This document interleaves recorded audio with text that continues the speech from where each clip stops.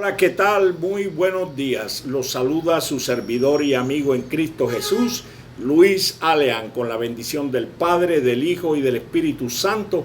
Te pedimos, oh Dios Altísimo, y en el nombre de Jesús, que bendigas a cada persona, cada hogar, cada familia de los que amamos y buscamos tu presencia. Pues bien, queridos hermanos, en esta ocasión he querido traer esta enseñanza, esta historia, esta reflexión que sé que va a ser de gran ayuda para tu vida. Una reflexión bien importante, una historia bien importante que la he denominado el llamado de Dios al arrepentimiento genuino. El llamado de Dios al arrepentimiento genuino. Y para eso, queridos hermanos, nos vamos a las Escrituras en el Salmo 51, Salmo poderoso de David, donde él se presenta delante del Señor arrepentido, en tribulación, acongojado por el pecado de muerte que había cometido, un pecado grave, no solamente un pecado de infidelidad, sino también un pecado de muerte. Y él declara su pecado para que sea restaurado, para que el Señor lo limpie de ese pecado y pueda él quitar ese oprobio que tenía encima de él. Así tenemos que hacer nosotros también, queridos hermanos, cuando cometemos pecado, tenemos que presentarnos delante del Señor, declarar el pecado y confesarlo para que el Señor pueda restaurarnos, para que el pecado pueda limpiarnos, y para eso tenemos que hacerlo genuinamente. Un arrepentimiento genuino quiere decir que no volveremos a cometer ese pecado. Por eso, queridos hermanos, he traído esta historia, esta reflexión, este texto bien importante donde se nos habla del llamado de Dios al arrepentimiento genuino. Y leemos tu palabra, Señor, en el nombre del Padre, del Hijo y por la revelación del Espíritu Santo. Amén. Dice el Salmo 51. Ten piedad de mí, oh Dios, conforme a tu misericordia, conforme a la multitud de tus piedades, borra mis rebeliones. Lávame más y más de mi maldad y límpiame de mi pecado, porque yo reconozco mis rebeliones y mi pecado está siempre delante de mí. Contra ti solo he pecado y he hecho lo malo delante de tus ojos, para que sea reconocido justo en tu palabra y he tenido por puro en tu juicio. He aquí, en maldad he sido formado y en pecado me concibió mi madre. He aquí, tú amas la verdad en lo íntimo y en lo secreto me has hecho comprender sabiduría.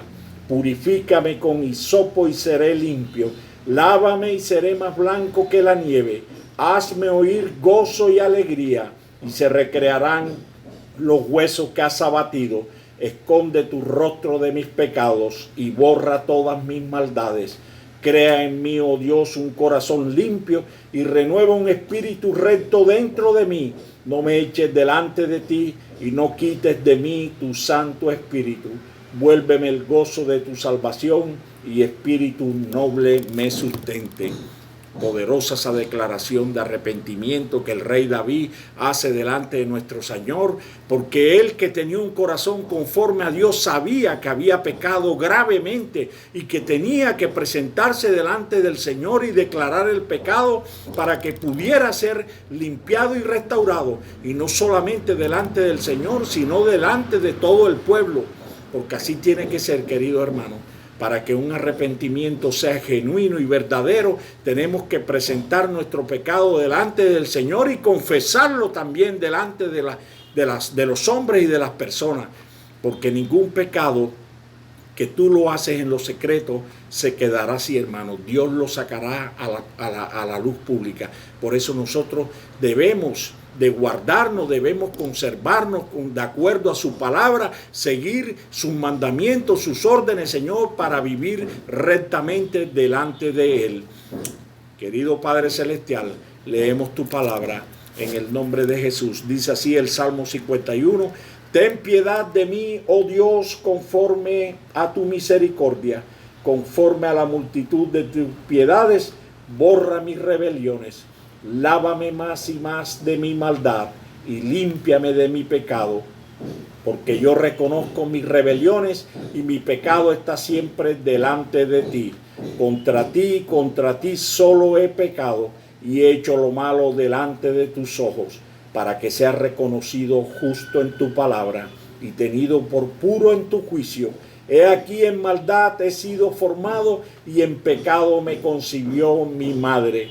He aquí tú amas la verdad en lo íntimo y en lo secreto me has hecho comprender sabiduría. Purifícame con hisopo y seré limpio. Lávame y seré más blanco que la nieve. Hazme oír gozo y alegría y se recrearán los huesos que has abatido. Esconde tu rostro de mis pecados y borra todas mis maldades. Crea en mí, oh Dios, un corazón limpio y renueva un espíritu recto de mí. No me eches delante de ti y no quites de mí tu santo espíritu. Vuélveme el gozo de tu salvación y espíritu noble me sustente. Poderosa declaración de arrepentimiento que hace el rey después de haber cometido grave pecado, no solamente de infidelidad, sino de muerte. Así que, queridos hermanos, esta declaración, este salmo de David es bien importante para que lo tengamos en cuenta, para que cuando hagamos estas situaciones, que ojalá no se presenten, tengamos el valor y el coraje como tuvo el rey David de presentarse no solamente delante del Señor, sino de la congregación y de su pueblo Israel y declarar el pecado de muerte que él había cometido. Esa es la fórmula, querido hermano, para un arrepentimiento genuino. Pero el Salmo 51 es donde David hace la declaración de arrepentimiento para que el Señor lo restaure. Y ahora nos vamos a la Escritura también en el segundo libro de Samuel, capítulo 11, donde él, por las tentaciones, por no hacer lo que debería haber hecho en ese momento, comete este grave pecado. Y leemos la palabra. Segunda de Samuel, en el capítulo 11, versículos del 2 al 5. Y dice así: y sucedió un día, al caer la tarde, que se levantó David de su lecho, y se paseaba sobre el terrado de la casa real, y vio desde el terrado a una mujer que se estaba bañando, la cual era muy hermosa. Envió a David a preguntar por aquella mujer, y le dijeron: aquella es Betsabé, hija de Elián, mujer de Urías Eteo. Y envió David mensajeros y la tomó y vino a él, y él durmió con ella. Luego ella se purificó de su inmundicia y se volvió a su casa. Y concibió la mujer y envió a hacerlo saber a David, diciendo: estoy encinta. Se dan cuenta, queridos hermanos, el rey David no debería estar en ese momento en su casa, en palacio, sino que debía estar en la guerra, en la batalla. Pero eso nos pasa cuando vienen las tentaciones, cuando vienen las tribulaciones, cuando perdemos las conexiones con el reino, estamos expuestos a cometer este tipo de pecados. Por eso las Escrituras nos convina a nosotros que las leamos y las estudiemos y las pongamos en práctica. Y estos textos están escritos aquí, queridos hermanos, es para que nosotros no caigamos en esos mismos errores que cayeron esos grandes hombres de Dios en su debido momento.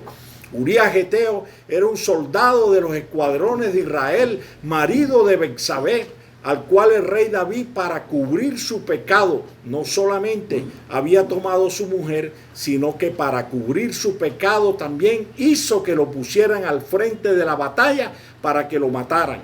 Un pecado lo llevó a otro más graves.